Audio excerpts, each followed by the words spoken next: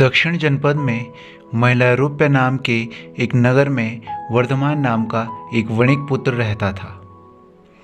उसने धर्मयुक्त रीति से व्यापार में पर्याप्त धन पैदा किया था, किंतु उतने से उसे संतोष नहीं होता था।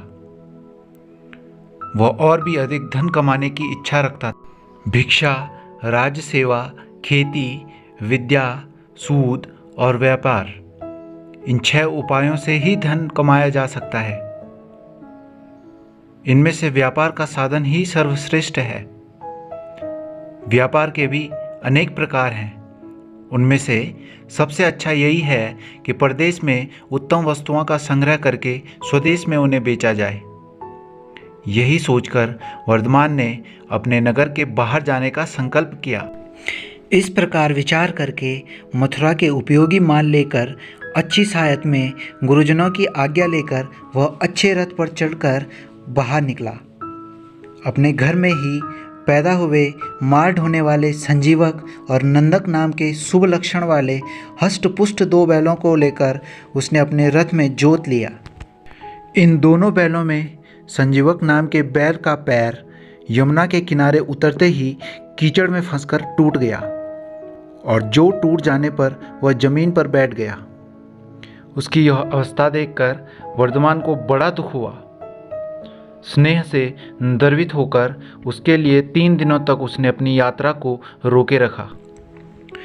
उसे दुखी देख उसके साथियों ने कहा, अरे सेठ, क्यों तुम इस बैल के कारण सिंह और बाघ से भरे इस वन में अपने सारे कारवां को जोखिम में डालते हो? कहा भी गया है, बुद्धिमान पुरुष छोटी चीज़ों के लिए बड़ी वस्तुओं का नाश नहीं करते। छोटी वस्तु छोड़कर बड़ी वस्तु का रक्षण करना ही पांडित्य है। इस पर उनकी बात मानकर वर्धमान संजीवक के लिए रखवारे नियुक्त कर बाकी अपने साथियों के साथ आगे चला गया। उन रखवारों ने वन में अनेक विघ्नों से भरा जानकर संजीवक को छोड़ दिया और पीछे से दूसरे दिन सार्थवाह के पास जाकर बोले, हे स्वामी, संजीवक मर गया। उसे सार्थवाह का प्यारा जानकर हमने उसका अग्नि संस्कार कर दिया। यह सुनकर उसका हृदय द्रवित हो गया। इधर यमुना के जल से सिंचित शीतल हवा से स्वस्थ शरीर होकर संजीवक अपने बाकी आयुष्य के कारण किसी तरह उठकर यमुना तट के ऊपर पहुंचा।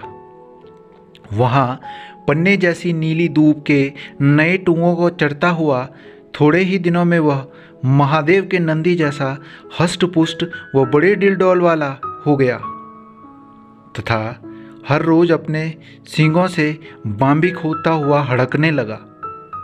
ठीक ही कहा गया है, अरक्षित व्यक्ति भी भाग्य से रक्षित होने पर रक्षा पाता है और सुरक्षित व्यक्ति भी भाग्यहीन होने पर नष्ट हो जाता है।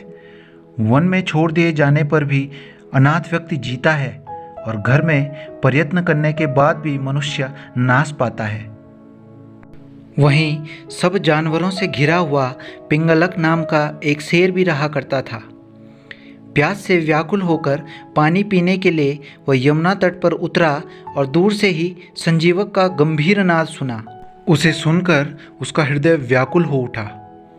जल्दी से उसने अपनी हालत छिपाकर बरगद के नीचे चतुर्मंडल सभा आयोजित की, जिसमें स्वयं सिंह के अनुयायी व कारकव और नौकरों की सभा बुलाई।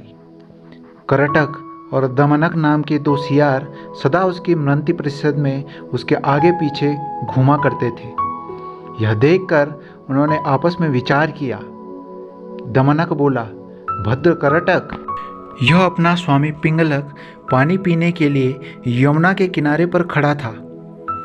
प्यास से व्याकुल होते हुए भी किस कारण यह पीछे मुड़कर आ गया और इस वट वृक्ष के नीचे बैठ गया? इस बात से अपने को क्या मतलब? करटक ने कहा, अपने काम के सिवा जो दूसरों के बारे में सिर मारने जाता है वह किला खींचने वाले बंदर की तरह मृत्यु पाता है। दमनक ने कहा, यह कैसे? करटक ने उसे किला खींचने वाले एक बंदर की कथा सुनाई। कील खींचने वाले बंदर की कहानी अगले पार्ट में। तब तक के लिए प्लीज़ चैनल